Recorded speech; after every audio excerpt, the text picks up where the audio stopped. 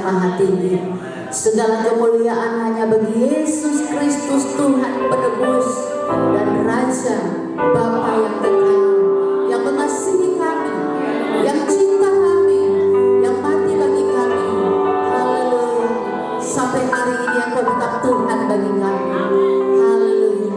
Berikan senyum yang terbaik bagi Tuhan, dan berikan penyembahan yang terbaik bagi Dia, Raja di atas segala raja, Bapa yang mengasihi aku dan engkau, Bapa yang senantiasa melimpahkan rahmat-Nya yang tidak terbatas, mengalir setiap pagi, mengalir setiap hari, dalam keadaan apapun, dalam situasi apapun, Dia tetap Allah yang setia. Haleluya. Naikkan syukurmu kepada Tuhan, naikkan syukurmu sebagai korban penyembahan, sebagai lemak yang harum bagi Dia. Naikkan syukurmu. Ku bersyukur Tuhan, sebab kasih setia-Mu. Naikkan syukurmu, naikkan syukur kami dalam hidupmu. Kami bersyukur Tuhan, kami bersyukur Bapa, kami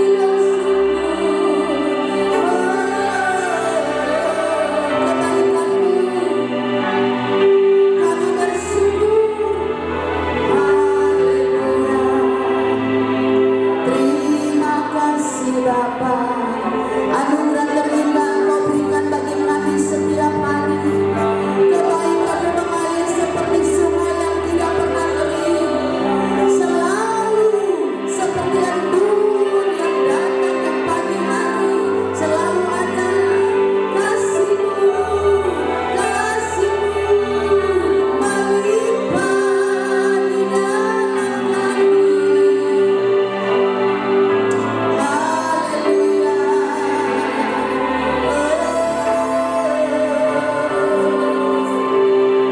Naikkan syukurmu sampai telingamu mendengar sendiri perkataan ucapan syukurmu. Bawa syukurmu sebagai korban penyembahan yang berkenan kepada Allah. Yesus, ku bersyukur buat hari yang Kau beri. Ku bersyukur buat nafas hidup ini. Ku bersyukur untuk kekuatan hari ini. Ku bersyukur untuk tulang-tulangku yang kuat, paru-paruku yang sehat. Ku bersyukur, ku bersyukur.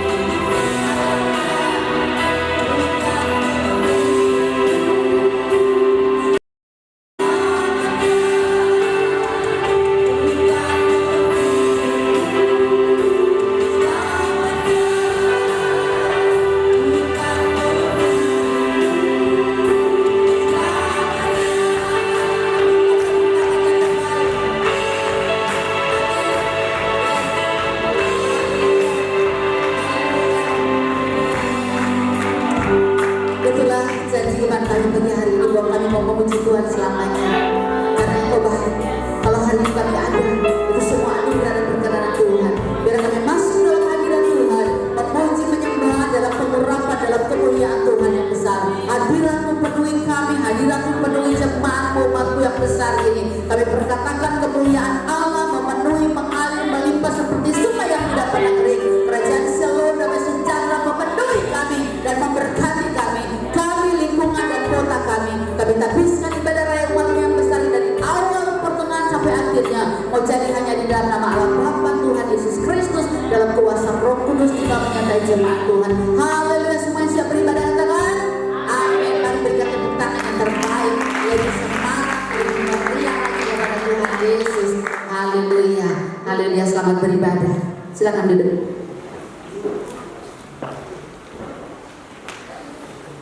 Haleluya. Pujian tadi berkata, ku kan memujimu seumur hidupku. Ada amin? Amin. Kalau saudara rindu untuk memuji Tuhan, berikan yang sungguh-sungguh bagi Tuhan. Ketika masih diberikan atas kehidupan, persembahkan itu buat Tuhan. Amin. Sebelum kita memuji Tuhan, saya mau kasih lihat dulu. Saya katakan gini, Tuhan kekuatan saya. Semua jawab yes, yes, yes. Amin. Oke, dengar baik-baik. Tuhan kekuatan saya. Amin. Sekarang jemaat yang bilang kami yang diangkat jawab yes, yes, yes. Oke, 1, 2, 3. Tuhan kekuatan saya. Yes, yes, yes. Mari kita berikan hadirat bagi Tuhan Yesus. Karena kita semua tahu cuma diri. Karena katakan Tuhan adalah kekuatan dan masmarku. Dia adalah Tuhan dan Tuhan bersama kita semua. Coba Tuhan bagi berdiri. Yes.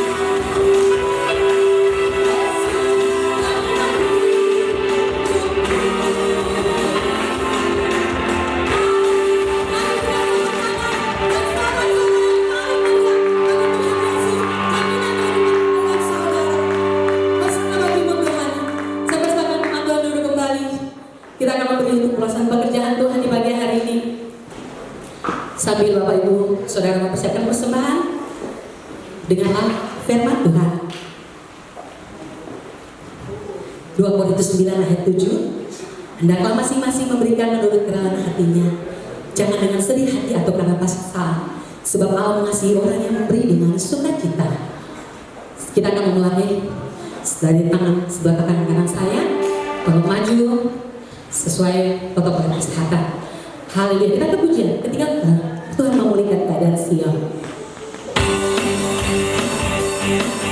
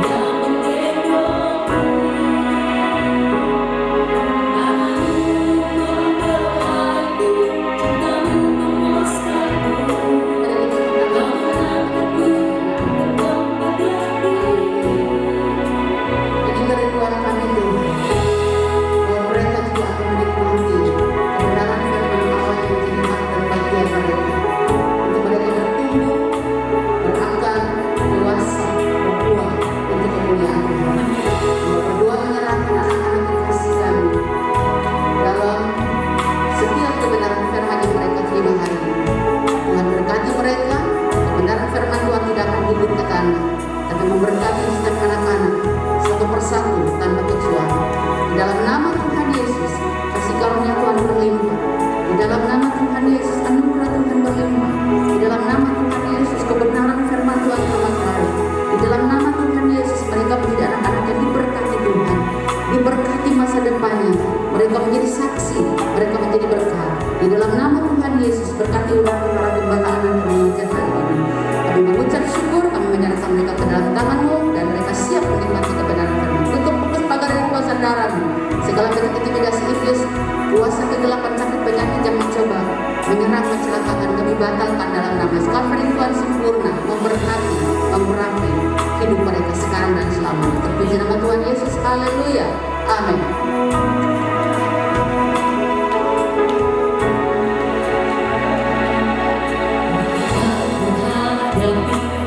Kehidupan ini,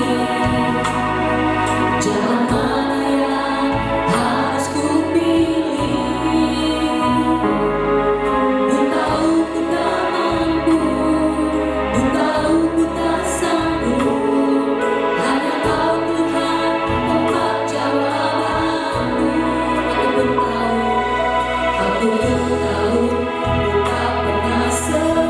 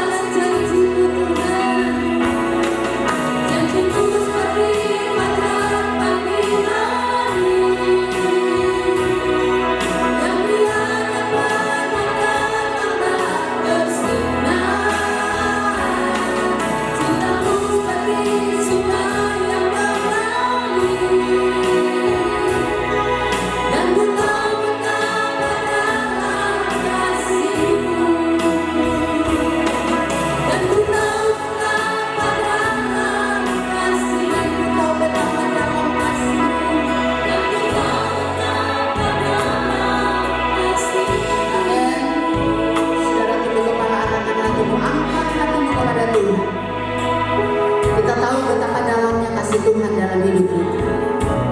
Kita tidak bisa mengukur, kita tidak bisa mereka-reka terlalu dalam, terlalu sulit untuk dimengerti kebaikan Tuhan dalam hidup kita.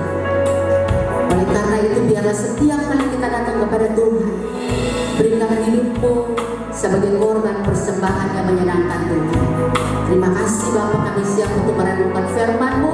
Hamba berkatakan di dalam nama Yesus, setiap kebenaran yang ditaburkan tidak akan gugur ke tanah. Setiap kebenaran-Mu seperti embun yang jatuh dari langit ke bumi dan membuat subur seluruh tunas-tunas muda. Kebenaran-Mu seperti hujan yang mengalir ke bumi, yang membuat tunas-tunas muda, benih-benih bertumbuh. Demikianlah kebenaran-Mu akan menerobos, kebenaran-Mu akan memberkati, kebenaran-Mu akan mengubahkan, kebenaran-Mu akan membaharui. Firman yang kudus itu akan memberkati kami, menuntun kami, membaharui kami, menegur kami. Terima kasih Bapa. Kami bersuka cita dan kami mau menerima firman. Urapi kami, urapi setiap jemaat, urapi hamba. Hamba minta protek yang sempurna oleh darah anak domba Allah. Maka membentengi semua jemaat Tuhan hari ini. Dalam kerendahan hati kami siap terima firman Tuhan. Haleluya. Semua yang percaya katakan amin. Amin.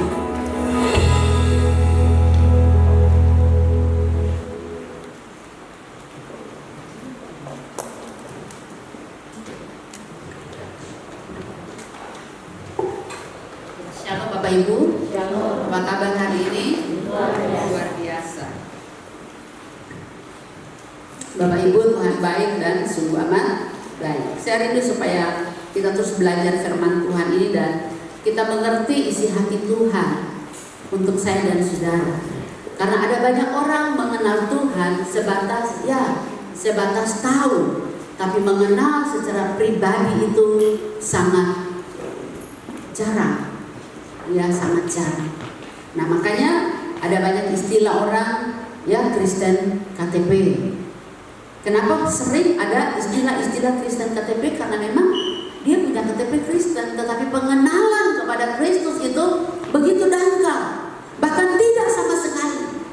Ya, sehingga mudah sekali untuk membawa dirinya kepada hal-hal yang tidak dikehendaki Tuhan. Artinya dia lebih condong kepada pengetahuan, dia lebih condong kepada kekuatan-kekuatan yang ada di depan mata, dia lebih condong kepada apa yang dia miliki daripada hatinya terpaut dengan Tuhan. Ya. Nah, sehingga Bapak Ibu, kenapa kita harus belajar firman Tuhan setiap minggu? Kenapa kita harus ke gereja dan mendengarkan khotbah? Gereja ini adalah bengkelnya manusia. Amin. Ya, gerejanya apa Bapak Ibu? Bengkelnya manusia. Kalau karburator kotor kah, aki kotor kah, saudara bawa kemana? Motor, mobil saudara, orang bilang ada ngadep kah, ya saudara lari kemana? Ke bengkel. Ya, ada yang punya keterampilan untuk bisa merubahnya, memperbaikinya, tapi ada yang tidak bisa sama sekali. Dan bukan berarti setiap hari kita rusak, Bapak Ibu. Ya, bukan berarti saya bilang berarti pastor ini dia menganggap orang tiap hari ketong ini jahat terus. Bukan. Tapi kita tidak terlepas dari hakikat itu, Bapak Ibu. Amin. Karena kita ini manusia apa? Manusia berdosa. Pikiran kita ini loh Bapak Ibu. Mungkin saudara tidak berbuat dosa dengan tanganmu, saudara tidak berbuat dosa dengan kakimu melangkah kepada hal-hal yang menjauh dari Tuhan, tapi pikiranmu, matamu, ya, pikiran dan mata ini kadang mempengaruhi hati kita sehingga kita berbuat dosa. Amin. Ini kecenderungan kita untuk berbuat dosa. Makanya setiap hari harus kita datang ke rumah Tuhan. Bukan saja ke rumah Tuhan, tapi kita juga harus punya hubungan pribadi dengan Tuhan. Kenapa kita harus punya hubungan pribadi dengan Tuhan? Karena kita mengenal Allah kita mengenal Bapa kita. Bapa itu penuh kasih setia. Ya, ketika kita datang pada Tuhan, Tuhan sangat tahu dosa apa yang kita lakukan hari ini. Tuhan sangat tahu kita jatuh di mana. Tuhan sangat tahu. Sehingga jangan sampai kita menganggap bahwa ya saya ini sudah sangat berdosa jadi saya harus menjauh dari Tuhan. Jangan. Semakin kita jatuh, semakin jurang yang paling dalam, Tuhan semakin merelakan dirinya untuk turun dan mengambil kita. Mari kita buka firman Tuhan. Saya masih khotbah di kebenaran firman Tuhan yang sama, Yohanes pasal 10, Bapak Ibu. Yohanes 10 kita akan baca ayatnya yang ke-10 dan ayatnya yang sampai ayat 18. 1-3, saya rindu supaya kita memahami tujuan Tuhan, hati Tuhan, isi hati Tuhan bagi kita. Saya akan baca ayat 10, Bapak Ibu ayat 11 bergantian. Pencuri datang hanya untuk mencuri dan membunuh dan membinasakan. Aku ini huruf besar, aku ini bicara kepada Tuhan Yesus. Aku datang supaya mereka ini bicara kepada jemaat, mempunyai hidup dan mempunyainya dalam segala kelimpahan.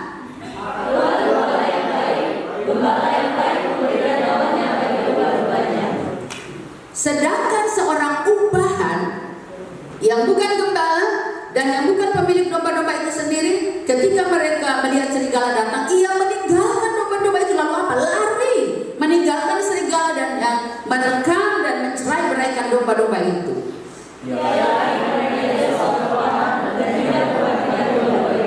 Tuhan Yesus bilang ayat 14, akulah gembala yang baik dan aku mengenal domba-dombaku dan domba-dombaku mengenal aku. Sama seperti kamu mengenal aku dan aku mengenal Bapa dan aku memberikan nyawaku bagi domba-dombaku. Ada lagi padaku domba-domba lain yang bukan dari kandang ini. Domba-domba itu harus kutuntun juga dan mereka akan mendengarkan suaraku dan mereka akan menjadi satu kawanan dengan satu gembala.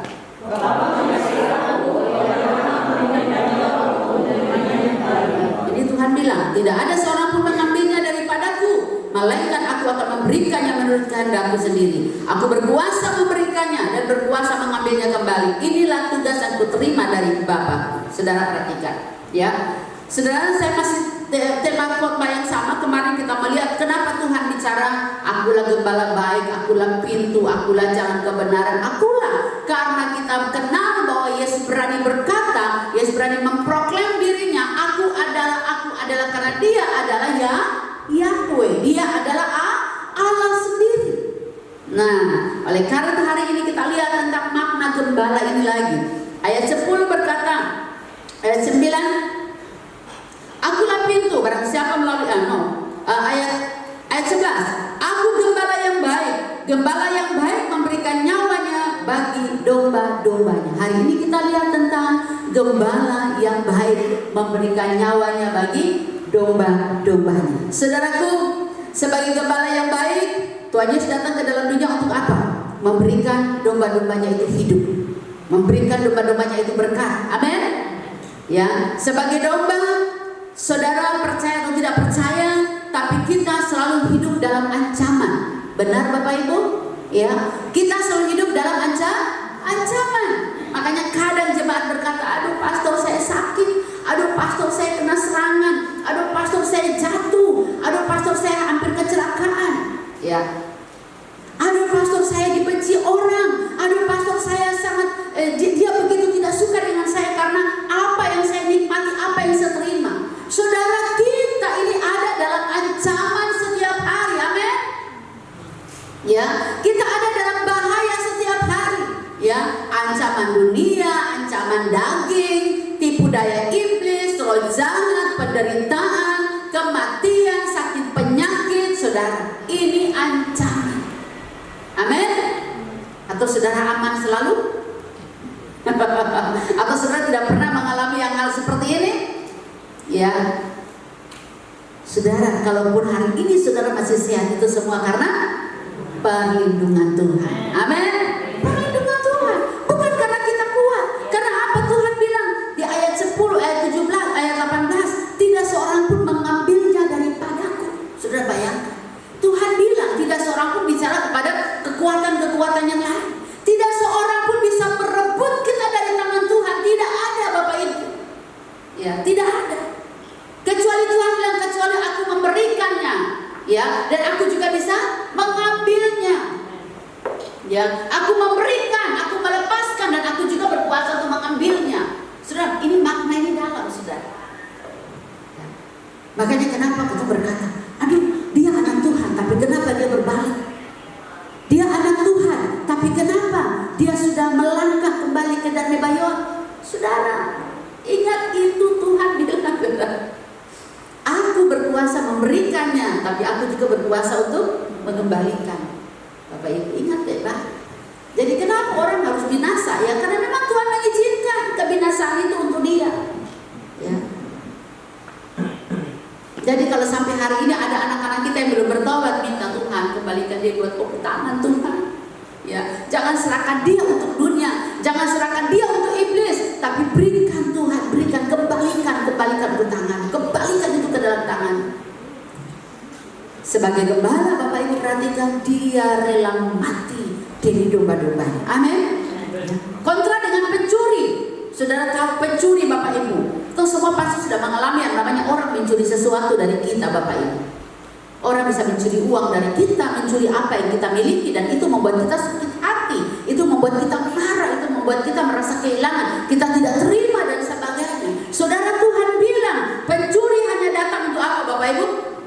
Mencuri, membunuh dan membinasakan. Ya, tetapi Tuhan datang untuk memberikan kita hidup dan mempunyainya dalam apa Bapak Ibu? Segala kelimpahan. Catat dan garis bawah. Tuhan saja, Tuhan tidak hanya memberikan kita hidup saja, tapi kelimpahan pun diberikan bagi kita. Amin saudara. Ini janji Tuhan. Ya, ini janji Tuhan. Jadi memang kenapa ada bagian firman Tuhan ini dikatakan pencuri hanya datang mencuri, membunuh dan membinasakan? Karena saudara, Tuhan bicara waktu itu kepada pemimpin-pemimpin Israel. Tuhan bicara pada para pemimpin-pemimpin Yahudi, karena mereka kelihatan seperti gembala yang betul-betul menjaga dombanya. Mereka kelihatan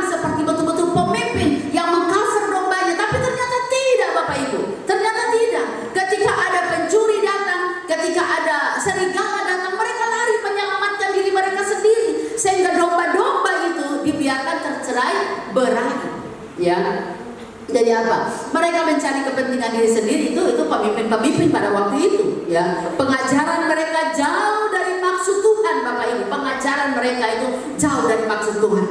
Makanya ketika Tuhan menegur para pemimpin dan ahli Taurat, ya, Tuhan bilang bahwa kamu itu adalah bangsa yang memuliakan aku dengan apa? Bibirnya, tetapi sesungguhnya hatimu itu menjauh daripada Tuhan. Tuhan bilang, saudara, jangan Bapak Ibu, jangan kita seperti ini. Kalau kita memuliakan Tuhan dengan bibir, maka hati kita juga harus memuliakan Tuhan. Ya. Kalau kita memuliakan Tuhan dengan bibir, maka hati kita harus melekat dengan Tuhan. Amin. Jangan sampai hati kita menjauh. Karena hari ini saya mau katakan bagi Bapak Ibu, saya tidak tahu hati saudara ada di mana. Amin. Saya tidak tahu hati saudara ada di mana. Hati saudara sedang bagaimana dengan saya? Sedang memiliki rasa apa dengan saya? Tidak sukakah? Tidak senangkah? Tawar hatikah? Rasa bencikah? Rasa apakah? Saya tidak tahu. Ya, tapi Tuhan sangat tahu hatimu. Amin. Katakan, Tuhan sangat tahu hatimu. Ya. Sudah perhatikan ini baik. Ya. Jadi ketika pemimpin-pemimpin Israel itu mencoba, dia seperti seorang gembala yang baik, tapi sesungguhnya tidak. Ya, mereka seakan-akan menggembalakan umat mereka dengan begitu baik, tapi tidak, Bapak Ibu. Ya, mereka berusaha untuk menyelamatkan diri sendiri. Sedang domba-domba dikatakan mereka sangat membutuhkan perlindungan. Saudara yang dikasihi, ini pemimpin-pemimpin Israel pada zaman itu. Nah, tetapi hari ini kita lihat ayat yang berikutnya. Tetapi dikatakan, aku datang supaya apa? Mereka mempunyai hidup dan mempunyainya dalam segala kelimpahan. Yesus sebagai gembala baik datang supaya memberikan kita hidup. Hidup seperti apa Yesus memberikan bagi kita? Ya, hidup seperti apa Bapak Ibu? Yesus berikan bagi kita. Kita lihat Yohanes 1 ayat 4. Sudah buka bersama-sama. Injil Yohanes pasal 1. Yang sudah ketemu bisa baca. 1:3. Dalam Dia ada hidup, Bapak Ibu. Di dalam Kristus, di dalam gembala kita itu ada hidup, dan hidup itu adalah terang kita. Amin, saudara.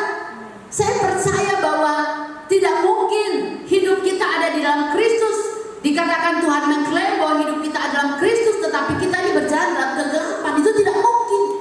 Ya. Karena otomatis terang itulah yang akan apa? Menuntun kita. Terang itu akan menggembalakan kita, Bapak Ibu yang dikasihi Tuhan. Nah, jadi pagi hari ini mari kita lihat, ya, Tuhan menyelesaikan karyanya di kayu salib supaya apa, Bapak Ibu? Supaya kita diselamatkan. Dia bangkit dari antara orang mati. Dia mengalahkan maut dan kematian. Yesus membuktikan bahwa di dalam Dia ada hidup dan berkuasa untuk memberikan hidup kepada yang mati. Berkuasa memberikan hidup kepada yang mati.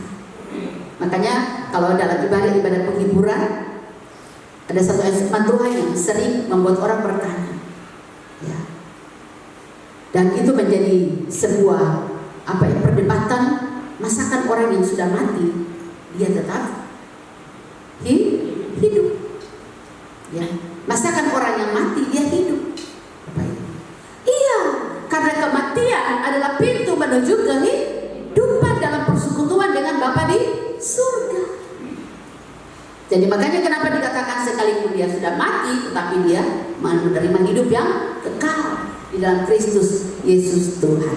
Nah, sekarang Tuhan membuktikan kepada dunia sebagai gembala agung. Dia membuktikan kepada pemimpin-pemimpin Israel, dia membuktikan kepada orang-orang Yahudi bahwa dia itu adalah pemilik hidup, pemilik kehidupan, sehingga dia berkuasa memberikan kehidupan kepada siapapun yang diingininya, ya, kepada siapapun yang percaya kepadanya, kepada siapapun yang menaruh harap kepadanya, kepada siapapun yang beriman kepadanya. Sekarang kita lihat 3 contoh peristiwa Yesus memberikan hidup kepada orang yang sudah mati, sehingga ini membuat orang Israel harus berubah pikiran. Dan mereka bertanya, siapakah dia sehingga dia bisa membangkitkan orang yang mati? Ya. Ini Tuhan memberikan, orang bilang firman Tuhan memberikan sebuah contoh yang begitu jelas di mata mereka, sehingga sepatutnya mereka bertanya, siapakah engkau? Sehingga engkau bisa memberikan memberikan kehidupan kepada mereka yang mati. Kita lihat yang pertama dalam Lukas 8 ayat 50 sampai 56. Saudara lihat di sana sebentar. Lukas 8, sudah ketemu?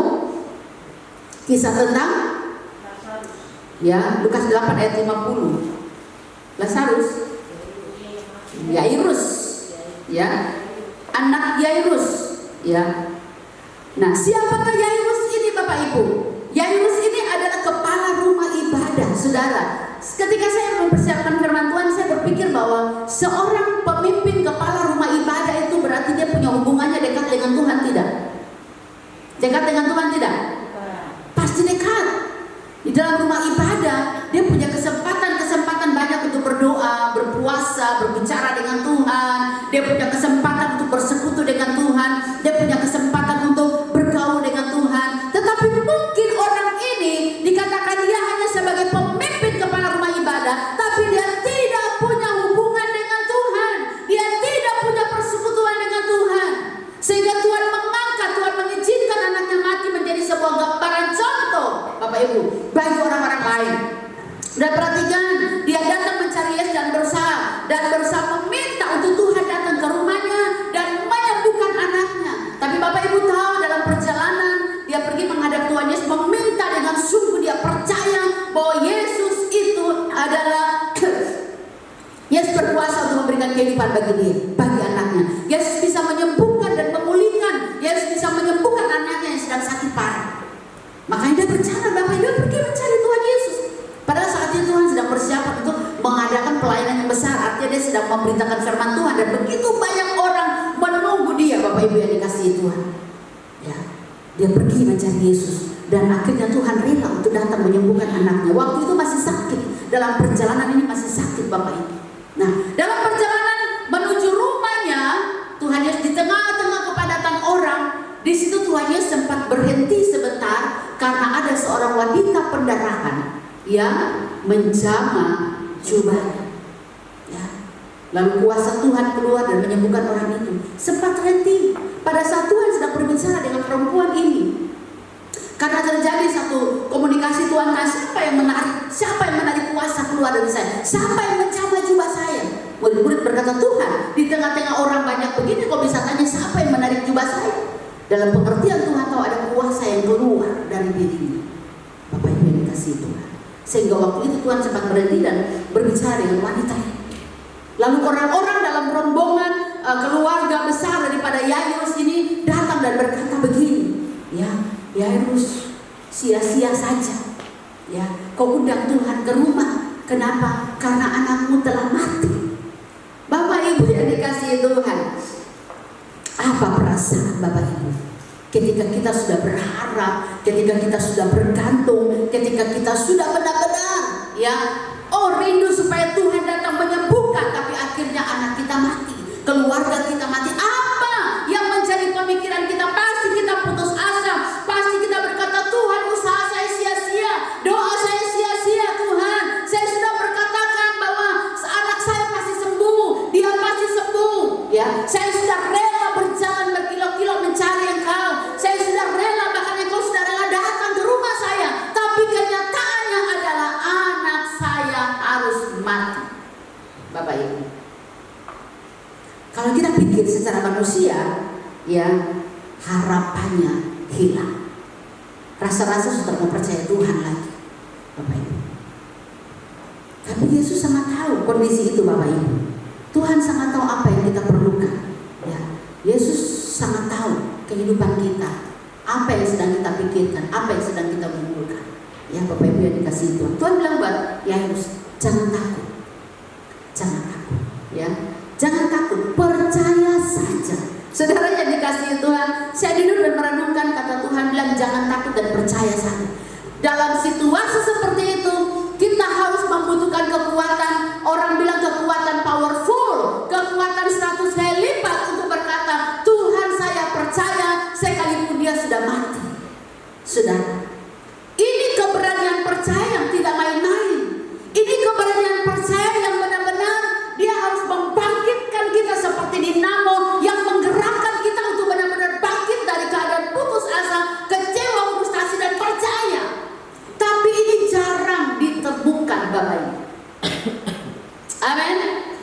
kadang atau pasrah toh, betul tidak? Ya sudah, kalau sudah mati mau apa? Apalagi ketika orang banyak berkata, dia sudah mati, kok botak di mana? Kok mau paksa apa? Saya ingat ketika saya masih SMA kelas 1, saya sakit di rumah sakit. Lalu waktu itu YPPI ini, Yayasan YPPI ini sedang naik daun. Hamba Tuhan, seorang hamba Tuhan, dia melayani dari rumah sakit ke rumah sakit. Dan waktu itu ada seorang anak di samping tempat tidur tuh, saya tuh di sebelah ruangan sebelah, meninggal. Lalu dia berdoa supaya anak itu bangkit, saudara. Dia berdoa supaya anak itu bangkit. Tapi keluarganya di luar marah. Ya, marah. Kenapa marah? Hamba Tuhan itu, pendeta itu mungkin dia gila. Kenapa? Karena itu anak sudah mati. Ya, kenapa mesti berdoa untuk dia bangkit? Benar-benar dia sudah mati. Dokter berkata dia sudah mati. Nah, saudara, saya waktu itu juga belum terlalu ini karena memang saya juga sakit, dan saya berpikir bahwa juga mungkin pendeta ini gila seperti itu. Karena anak ini sudah mati, tapi kenapa harus dia berdoa supaya dia bangkit? Ternyata memang Tuhan Yesus mengajarkan kita, Tuhan memberikan kita kuasa untuk melakukan itu. Tapi kenapa hari itu Tuhan tidak izinkan anak itu bangkit? Karena mungkin ya keluarganya sedang tidak percaya kepada Tuhan, dan memang benar-benar Tuhan mengeraskan hati mereka untuk harus mengalami kematian. Bapak Ibu yang dikasihi Tuhan. Jadi kalau kita perhatikan Bapak Ibu, ketika Tuhan berkata seperti ini, bahkan juga kadang-kadang Alkitab ini ada di tangan kita, firman Tuhan itu ada di tangan kita. Tapi dalam situasi seperti itu, semuanya pasti hilang. Kenapa? Karena tawar hati, karena kecut, karena kita menganggap bahwa harapan kita sia-sia. Padahal Bapak Ibu, ketika kita duduk tenang dan mendengarkan firman Tuhan, pasti firman Tuhan itu seperti angin segar yang memberikan kekuatan yang baru, memberikan pengharapan yang baru, memberikan sukacita, yang membangkitkan pengharapan kita, membangkitkan iman kita, bahwa memang Dia sumber kehidupan, memang Dia berkuasa untuk melakukan segala perkara, memang Dia berkuasa untuk memberikan kehidupan kepada siapapun yang diingininya. Amin. Ya, Tuhan bilang buat orang pemimpin ini, ahli kepala rumah ibadat ini, jangan takut, percaya saja. Ya, anakmu itu ya tidak mati, tetapi sedang tidur. Kemungkinan Tuhan bicara seperti itu, Bapak Ibu. Dan benar-benar Tuhan menyembuhkan Bapak Ibu, membangkitkan dia. Anak Jairus itu benar-benar mati, Bapak Ibu. Dia benar-benar mati. Ketika Tuhan sampai di sana, dia benar-benar mati. Dan Tuhan membantu. Kadang-kadang kita pasrah. Tapi kalau kita perhatikan firman Tuhan, percaya segala sesuatu ada waktunya. Tuhan bilang tidak seorang pun yang merampas mereka dari tangan Tuhan. Kalau memang benar-benar dia itu domba gembalaannya Tuhan, Tuhan tidak akan pernah melepaskan dia dari tangan. Ketika dia jatuh, ada waktu yang Tuhan akan mengangkat dia. Ada waktu Tuhan untuk dia. Tapi kalau memang sampai dia mati, dia tidak kembali, maka memang Tuhan melepaskan dia untuk kebinasaan. Jadi sekarang kita tidak usah takut. Ketika anak kita, keluarga kita, kerabat kita, saudara kita, tetangga kita mungkin mengalami kematian seperti ini, bukan kematian jasmani, kematian rohani, tetap percaya ada waktu Tuhan untuk dia. Amin. Amin Bapak Ibu. Yang kedua, ya, Tuhan memberikan kehidupan kepada siapa lagi? Anak janda Nain, Lukas 7 ayat 11 sampai 6. Ya, saudara tahu seorang janda pada zaman dulu dianggap sepele. Janda pada zaman dulu dianggap orang-orang malang, ya, perempuan-perempuan yang malang, Bapak Ibu yang dikasihi Tuhan, yang tidak berdaya, ya, beda dengan sekarang. Tapi memang ada juga dulu Tuhan punya kategori tentang janda. Janda yang benar-benar janda adalah yang punya usia 55 tahun ke atas, yang sudah tidak bisa lagi berbuat apa-apa, yang tidak bisa produktif. Tapi janda yang muda Tuhan bilang kawin saja, nikah saja, ya, supaya mereka masih kembali bisa beraktivitas, bisa produktif, dan bisa kerja untuk hidup dan keluarganya. Nah, Bapak Ibu, dan janda ini dikatakan janda di Nain ini, saudara tahu sebelumnya, saudara tahu kota Nain. Kota Nain ini bukan orang penduduknya, bukan orang Israel. Kota Nain ini adalah satu kota yang ada di dalam Israel juga, tapi penduduknya adalah Arab, orang-orang Arab yang ada di dalam Israel. yang sudah dari dulu kala hidup di Israel. Itu orang-orang pendatang dari Arab. Mereka sudah beranak pinak, sudah besar di kota itu. Dan itu bukan penduduk Israel, orang-orang yang tidak mengenal, yang kalau istilahnya tidak berhak menerima kasih karunia Tuhan, seperti itu istilahnya. Tetapi saudara tahu kenapa Tuhan melawat janda ini? Janda ini dia orang sangat miskin, dia malang, dan hidupnya bergantung kepada anaknya. Anaknya itu berumur 12 tahun, artinya dia sudah besar, dia sudah bisa bekerja, dia bisa menghasilkan sesuatu untuk memberi makan ibunya. Bapak Ibu yang dikasihi Tuhan, ya, janda ini dikatakan dia hanya bergantung, hari esoknya tergantung kepada anak ini, kepada putra satu-satunya, Bapak Ibu yang dikasihi Tuhan, ya. Dan ketika anaknya mati, pengharapannya menjadi hilang. Tangisan pilu tidak dapat menyelesaikan masalah, Bapak Ibu, ya, tidak dapat menyelesaikan masalah. Tetapi saudara yang dikasihi Tuhan, ketika orang sedang membawa anak ini keluar kota untuk penguburan, Tuhan berjumpa dengan dia. Padahal kalau mau bilang, bukan orang Yahudi, ya, bukan orang pilihan Allah, Bapak Ibu yang dikasihi Tuhan. Tapi saya mau bilang buat Bapak Ibu, Tuhan bilang buat ini janda ini, jangan menangis, jangan menangis. Saya percaya bahwa Tuhan tidak pilih kasih, amin. Tuhan tidak pilih kasih, ya. Janji firman Tuhan itu sama kepada orang Yahudi, kepada orang Israel, kepada saya dan saudara itu sama. Tuhan tidak membeda-bedakan, Tuhan tidak memilih-milih. Kasih Tuhan itu sama, Bapak Ibu. Tuhan tidak bilang bahwa oh ini karena orang Israel, orangnya dari garis keturunan Abraham, saya mengasihi mereka lebih besar, ya, daripada orang-orang yang ada di luar Yahudi. Tidak, Bapak Ibu. Kasih Tuhan sama. Sehingga Tuhan berjumpa, bertemu dengan orang dan menghentikan anak itu dan menjamah anak itu dan berkata, bangun, Bapak Ibu. Berikan dia makan, bawa dia pulang, ya, dia hidup.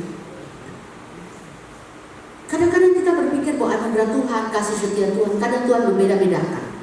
Tapi saya mau bilang buat Bapak Ibu, Tuhan tidak pernah membeda-bedakan kita. Yang membuat kita, kenapa kita tidak mengalami berkat Tuhan sama seperti Bapak A, Bapak B, Bapak C, karena kita punya hubungan dengan Tuhan itu, ya, tidak serius.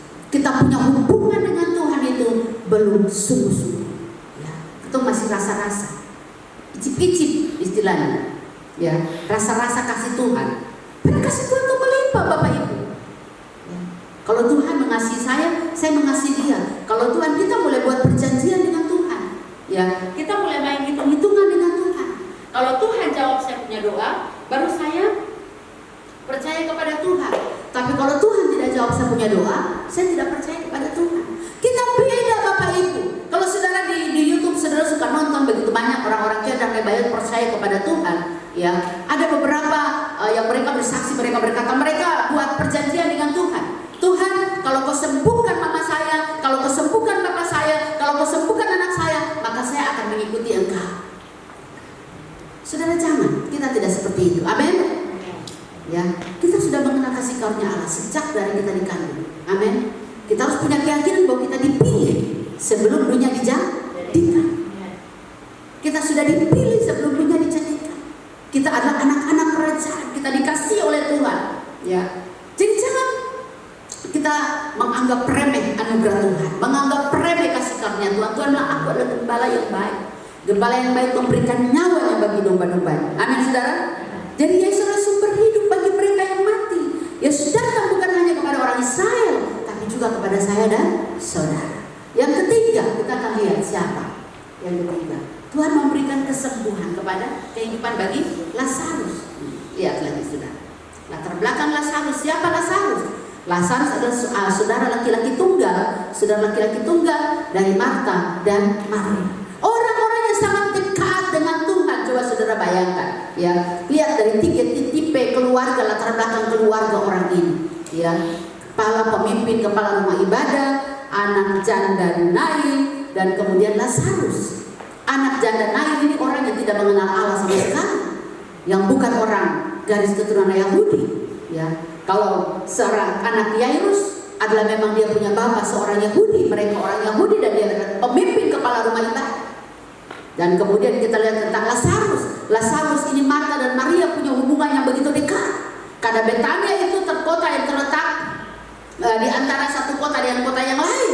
Jadi setiap kali Yesus mau pergi ke kota-kota di mana yang berdekatan dengan Betania, Yesus selalu singgah di rumah Lazarus, singgah di rumah Marta dan Maria. Dan Marta dan Maria selalu melayani Tuhan, memberikan makanan, memberikan air minum, memberikan tempat nginap, tempat istirahat sebentar bagi Yesus dan murid-muridnya. Dan mereka begitu dekat dengan Tuhan. Marta dan Maria seringkali mendengarkan firman Tuhan, mendengarkan ya, membangun. Sudah busuk Bapak Ibu dikatakan. Ketika Tuhan singgah, Tuhan bilang buka batu itu, singkirkan batu itu. Lalu Tuhan bilang penutup kubur itu ya, penutup kubur, singkirkan batu itu. Marta dan Maria bilang Tuhan jangan, dia sudah busuk. Karena sudah berapa hari? 4 hari. Busuk, sudah berbau. Saudara, sudah berbau. Jadi jangan Tuhan, jangan. Kalau kau datang kemarin kau, kalau kau datang 2 hari yang lalu ketika saya mengirim pesan kepadamu kau datang, dia tidak akan mati Tuhan. Ya, tapi Marta dan Maria lupa siapakah Yesus yang sesungguhnya. Marta dan Maria lupa bahwa Yesus itu sumber kehidupan. Dia akan memberikan kehidupan kepada siapapun yang dikehendaki dan dikasihi. Saudaraku yang dikasihi Tuhan, dalam kondisi seperti itu, Lazarus keluar, bangkit, berjalan keluar dengan tubuh yang masih terikat dengan kain kafan. Bapak Ibu, akhirnya dia hidup. Bapak Ibu yang dikasihi Tuhan, Tuhan berkuasa untuk memberikan kehidupan kepada saya dan saudara, ya, dan dalam bentuk apapun, dalam cara apapun. Makanya kalau kita sebagai orang percaya, kita percaya akan hidup sesudah kematian kita, ya, maka tidak perlu takut dengan kematian. Amin. Tidak perlu takut dengan kematian. Cara apapun, bentuk apapun kematian itu, mau mati di darat kah, mau mati di laut kah, mau mati di gunung kah, mau mati di lembah kah, ya, mau mati dibakar kah, mau mati dalam bentuk apapun, tidak perlu takut, tidak perlu gentar. Ya, karena memang jasad ini, tubuh ini harus kembali kepada tanah, tapi roh kita pulang kembali dalam persekutuan dengan Bapa di surga. Ini janji Tuhan. Makanya Tuhan bilang aku datang supaya memberikan mereka hidup yang kekal. Aku datang supaya memberikan mereka hidup yang kekal. Saudara, pagi hari ini perhatikan bagian firman Tuhan ini baik. Kita adalah domba-domba. Katakan kita adalah domba. Saya adalah domba yang terancam binasa karena konsekuensi dosa kita. Ya, tetapi Tuhan begitu baik, anugerahnya begitu berlimpah bagi kita sehingga kita diselamatkan tepat pada waktu. Amin. Ya, Yesus datang bukan hanya untuk melakukan mujizat. Ingat ini baik. Yesus datang bukan hanya untuk melakukan mujizat, tapi Yesus datang untuk menyelesaikan masalah kita. Yesus datang untuk memperbaiki hidup kita. Yesus datang untuk mati bagi kita, mengalahkan maut, naik ke sorga, dan menyediakan tempat bagi kita. Katakan, saya adalah domba-domba gembalaan Tuhan Yesus. Puji Tuhan, Tuhan memberkati kita. Tunduk kepala dan kita berdoa. Haleluya. Yesus baik, amin. Tunduk kepalamu dan renungkan kebaikan Tuhan. Haleluya Yesus. Haleluya. Mari saya rindu kita nyanyikan pujian ini. Hanya Kau Tuhan di hidupku. Haleluya. Nyanyikan pujian dengan penuh iman. Nyatakan dengan penuh keyakinan.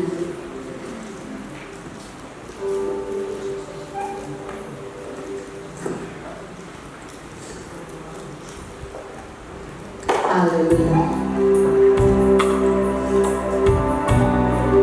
Yesus Tuhan, kami mengasihi Engkau Bapa, kami mengasihi Engkau Yesus.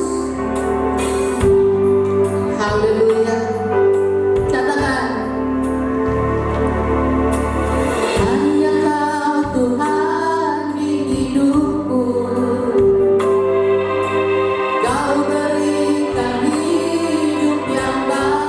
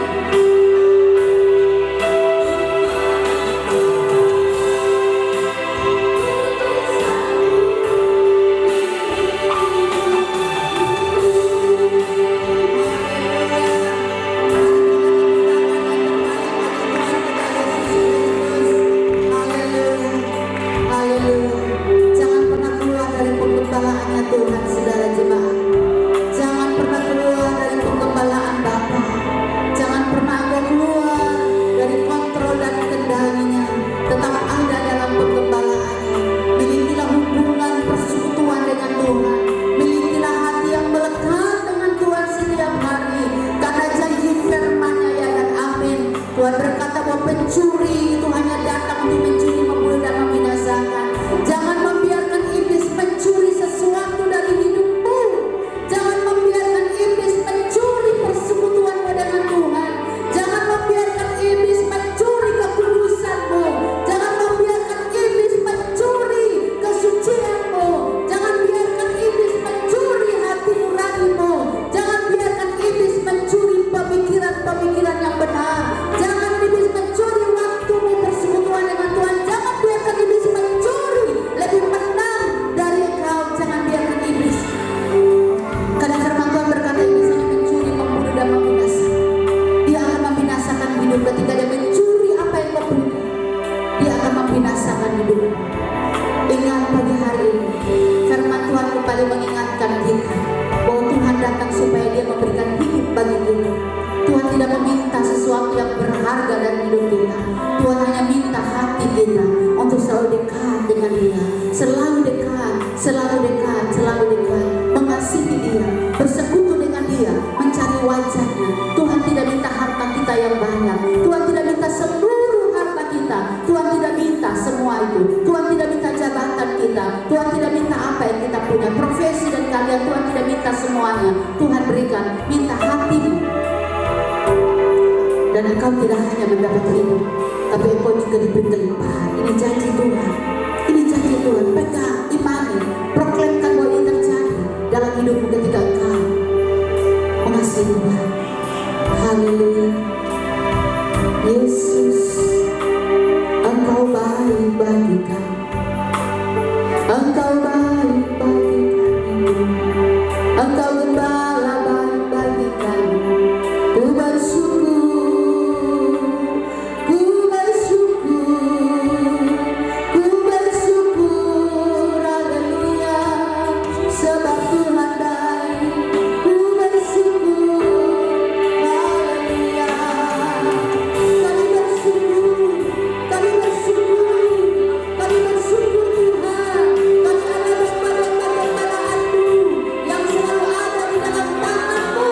Engkau berkata, tidak seorang pun akan mencuri kami dari tangan Tuhan, kecuali ketika Engkau berkenan. Haleluya, haleluya. Tuhan kami tetap ada di dalam tangan-Mu. Kami dan anak-anak kami dan keluarga kami, seluruh jemaat Tuhan ada di dalam tangan Tuhan. Kami terkendali, kami tergambar dalam tangan-Mu. Sekalipun tantangan masalah sulit terjadi dalam hidup kami, tapi Engkau Tuhan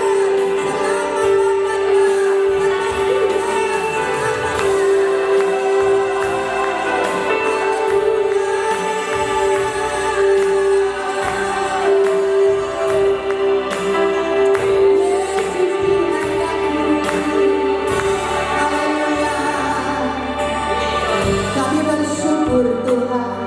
Kami bersyukur kepada-Mu sebab Engkau baik. Hamba berdoa hari ini bagi jemaat-jemaat Tuhan, dan mereka tetap teguh di dalam Engkau, kuat di dalam Engkau, selalu ada dalam persekutuan dengan Tuhan, selalu ada dalam penggembalaan Tuhan, tidak melarikan diri dalam keadaan apapun, dalam situasi apapun, tetap ada dalam penggembalaan Tuhan. Terima kasih. Apapun tantangan yang kami hadapi, apapun persoalan masalah yang kami hadapi, kami selalu ada bersama dengan Tuhan. Terima kasih. Haleluya.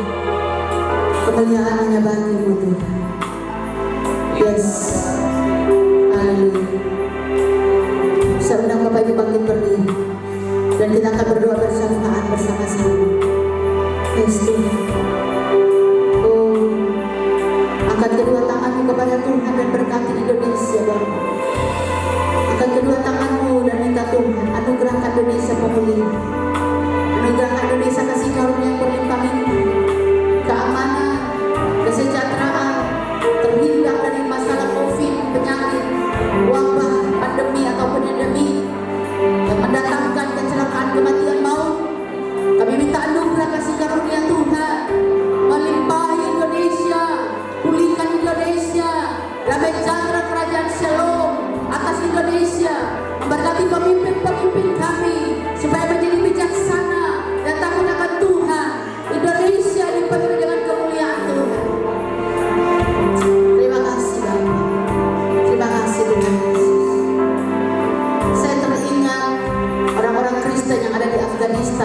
saat ini sedang.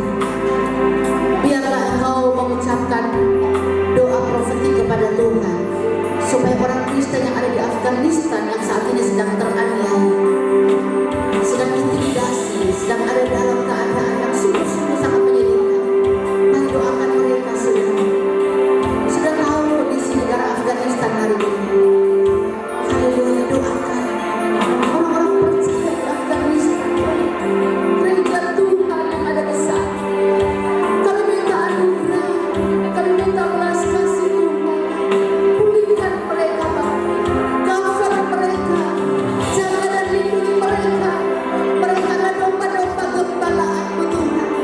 Iman mereka sedang berada dalam aniaya, iman mereka sedang ada dalam masa-masa yang sukar, iman mereka sedang ada dalam masa-masa yang sulit.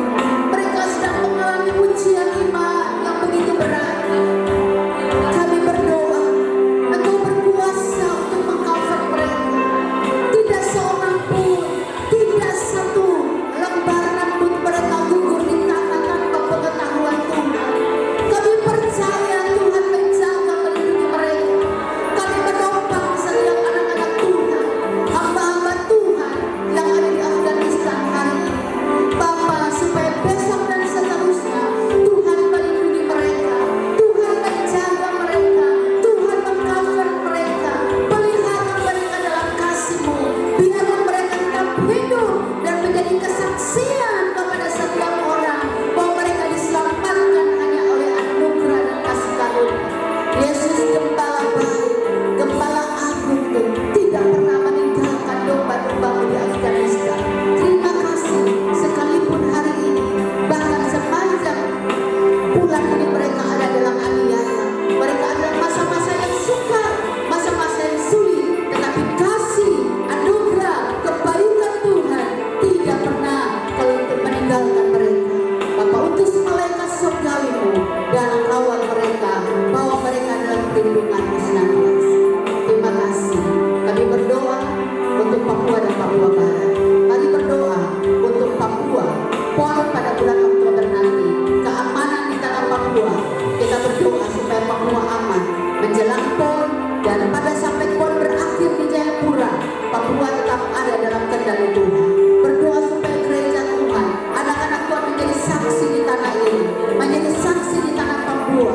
Papua dimerdekakan, Papua dimenangkan oleh Kristus, dimerdekakan dari segala hal yang buruk, dimerdekakan dari sifat-sifat, karakter, sikap, hal-hal yang tidak berkenan, dimerdekakan dari perbudakan dosa, dimerdekakan dari hal-hal yang buruk, kejahatan-kejahatan, dimerdekakan dari pesta pora, dimerdekakan dari perang suku, dimerdekakan dari organisasi-organisasi yang tidak menyenangkan Tuhan, dimerdekakan dari kemiskinan, dimerdekakan dari masa bodoh, keterdakangan, dimerdekakan dari keterdakangan kesehatan. Papua dimerdekakan, Papua menjadi maju, diberkati, sejahtera, dan semua orang Papua menjadi anak-anak kerajaan Allah yang menjadi saksi, menjadi berkah.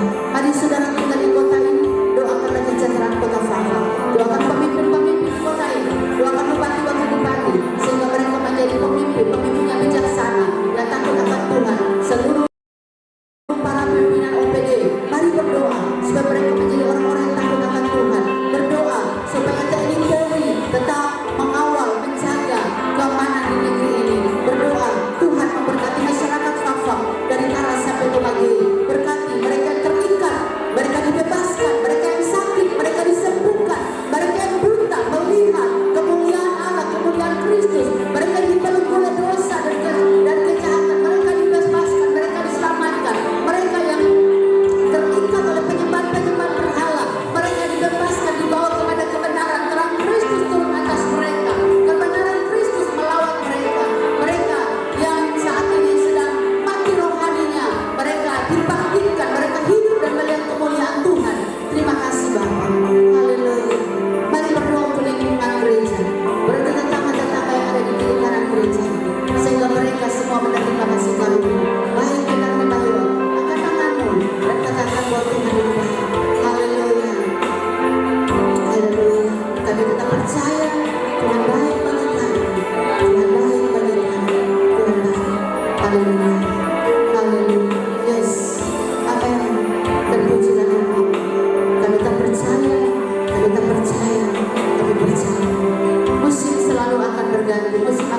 bernyanyi. Haleluya. Berganti kasih Tuhan tetap abadi. Tuhan tetap abadi. Tak akan berubah sampai selamanya. Ku tetap percaya. Ku yakin Tuhan memberkati.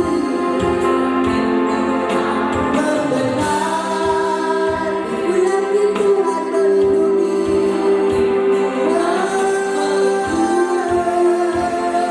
Di udara Tuhan pelihara. Tuhan berikan kasih-Nya, karena rasakan Tuhan selalu menolongku. Tuhan selalu menolongku, selalu menjagaku selai rambutku, selai rambutku. Tak akan terjatuh tanpa seizinku. Tuhan selalu menolongku. Tuhan selalu menolongku.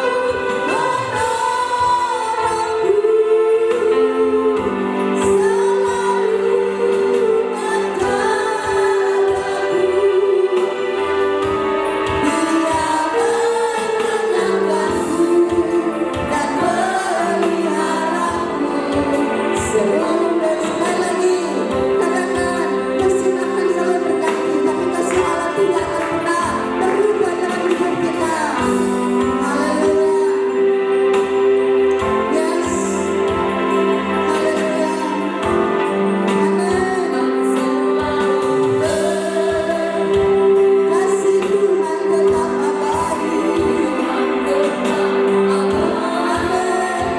Kami bahagia Tuhan.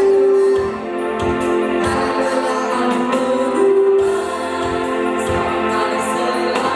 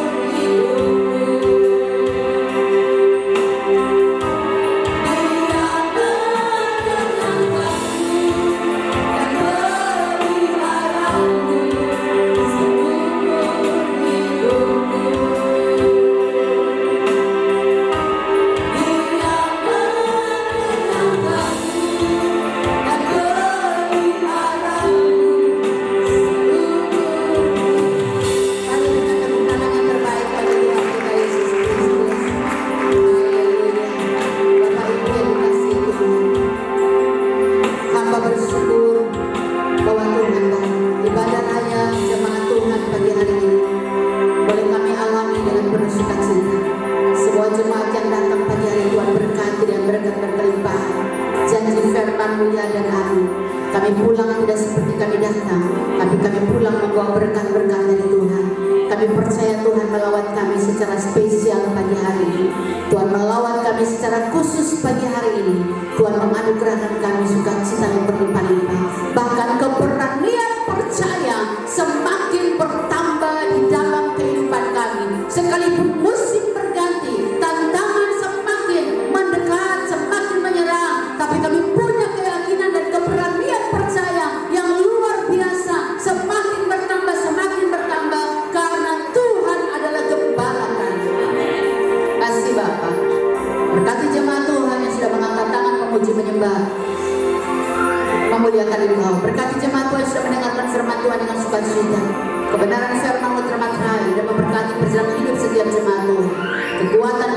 berlimpah-limpah. Berkati jemaat Tuhan yang sudah menabur pagi hari ini. Taburan mereka ada di lahan yang subur dan mereka akan menuai 100 kali lipat sesuai dengan taburan mereka. Bahwa mereka tidak pernah berkekurangan. Allah akan mencukupkan seluruh kebutuhan, maka minum pakai, kekuatan kesehatan, keuangan mereka selalu berlimpah-limpah. Meja makan mereka selalu dipenuhi, padonan tempat tidur mereka dipenuhi, tempat meja kerja mereka dipenuhi dengan berkat-berkat. Apa yang dikelola oleh tangan mereka mendatangkan hasil, kekuatan kesehatan berlimpah-limpah. Terima kasih untuk semua hal yang kami kerjakan. Kami berdoa dan Bapa di sorga, seluruh aktivitas pelayanan sepanjang minggu berjalan kami taruh ke dalam tangan Tuhan. Kami pulang dengan sukacita, pulang bawa berkat. Mari Bapak Ibu arahkan hatimu, angkat kedua tanganmu dan terimalah berkat daripada Tuhan yang mengasihi engkau. Tuhan yang adalah gembala baik bagi jiwamu, Dialah Tuhan yang memberkati engkau dan melindungi engkau. Tuhan yang adalah gembala baik bagi jiwamu, Dialah Tuhan yang menyinari engkau dengan wajah dan memberi engkau kasih karunia. Tuhan yang adalah gembala baik bagi jiwamu, Dialah Tuhan yang menghadapkan wajahnya kepadamu hari ini dan memberi engkau berkat berlimpah-limpah, damai sejahtera berlimpah-limpah, berkat anugerah damai sejahtera dari Allah Bapa, kasih karunia dari Tuhan Yesus Kristus dalam kuasa Roh Kudus menyertai jemaat Tuhan hari ini, besok, sampai Tuhan datang kedua kali. Terpuji nama Tuhan Yesus. Semua yang terima berkat Tuhan dan percaya katakan